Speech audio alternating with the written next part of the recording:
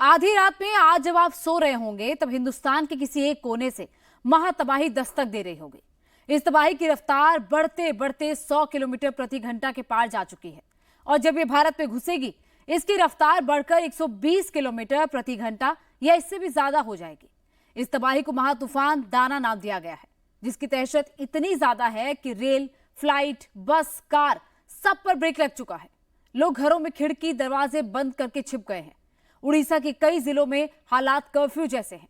अब से थोड़ी देर बाद उड़ीसा में इस महातूफान का लैंडफॉल होगा, लेकिन इससे पहले लोग किस कदर दहशत में हैं, कितनी धड़कनें बढ़ी हुई हैं, देखिए इस रिपोर्ट में।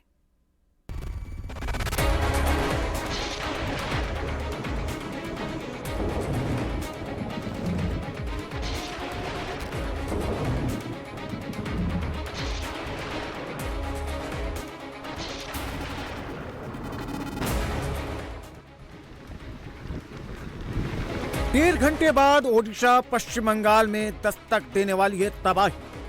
90 मिनट बाद भीतर कनिका और धामरा पोर्ट के बीच तबाही का लैंडफॉल होगा। 5400 सेकंड बाद ओडिशा के 14 जिलों में पैनिक बटन ऑन हो जाएगा।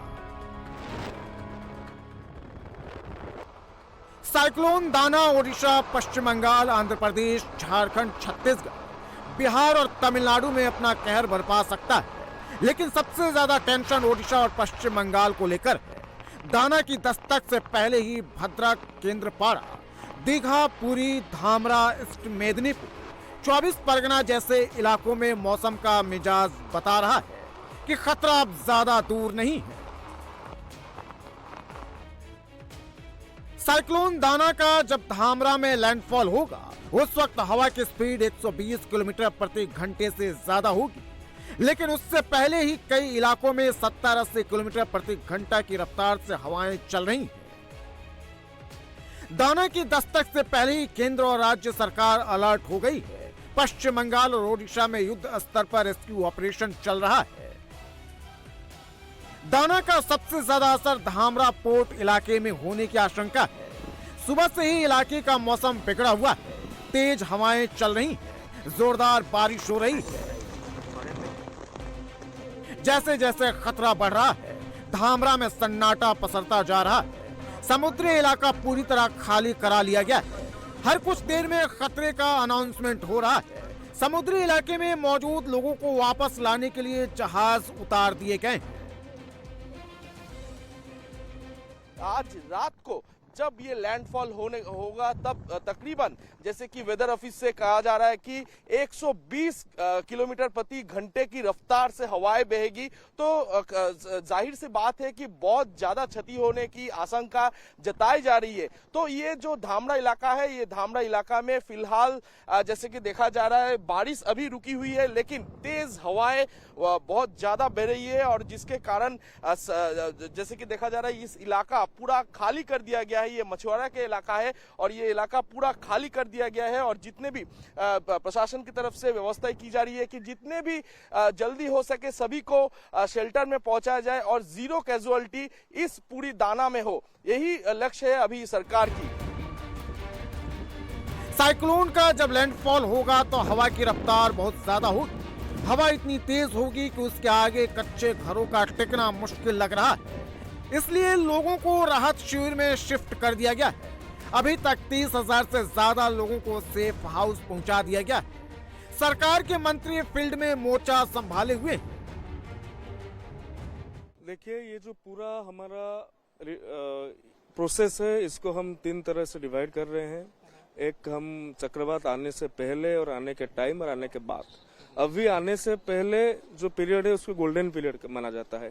इस पीरियड में हम जितना अरेंजमेंट करेंगे, जितना लोगों को मोबिलाइजेशन करेंगे, इवैक्यूएशन करेंगे, कैजुअलिटी उतना कम होगा और सेफ्टी उतना ज्यादा होगा। तो जितना भी शेल्टर सेंटर है वहाँ पे ड्राई फूड, कुक्ड फूड और बेसिक मेडिकेशन जो है उसका इंतजाम कर रहे हैं। जो नजदीकी हॉस्पिटल है उसमें एंटी स्नेक वेनम भी मौजूद है और जो डॉक्टर्स के टीम है उसको मोबाइल पार्टी की तरह जगह जगह भेज रहे हैं।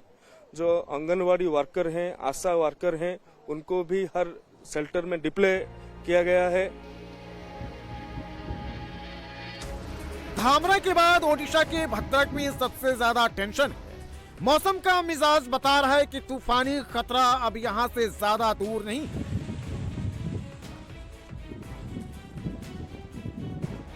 इलाके में तेज हवाओं के आगे झूलते पेड़ बता रहे हैं कि कुदरत का पैनिक बटन दब चुका है। भद्रक में भी लार्ज स्केल पर रेस्क्यू ऑपरेशन छेड़ दिया गया है। तटीय इलाके से लोगों को निकालकर शेल्टर होम्स में पहुंचा दिया गया है। दाना की दस्तक से पहले ही धार्मिक नगरी पुरी में सन्नाटा पसर चुका है। खतरे को देखते हुए सारी होटल्स खाली करा ली गई। प्रशासन की टीम पुरी में बार बार आने वाले खतरे का सायरन बजा रही है।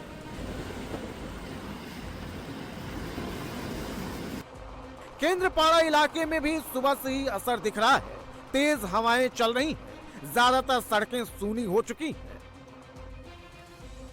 ओडिशा के अंगुल, नयागढ़, बालेश्वर, मयूरभंज, भद्रक, केंद्रपाड़ा, जगत सिंहपुर, केंदुझार, जाजपुर, कटक, ढेंकनाल, पुरी, खुर्दा, गंजम जिलों में हाई अलर्ट घोषित कर दिया गया है।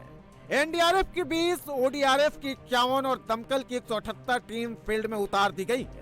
समुद्र तट के नजदीक रहने वाले लोगों को 6000 राहत शिविर में शिफ्ट कर दिया गया है। अभी तक 10 लाख लोगों को सेफ हाउस में शिफ्ट किया जा चुका है।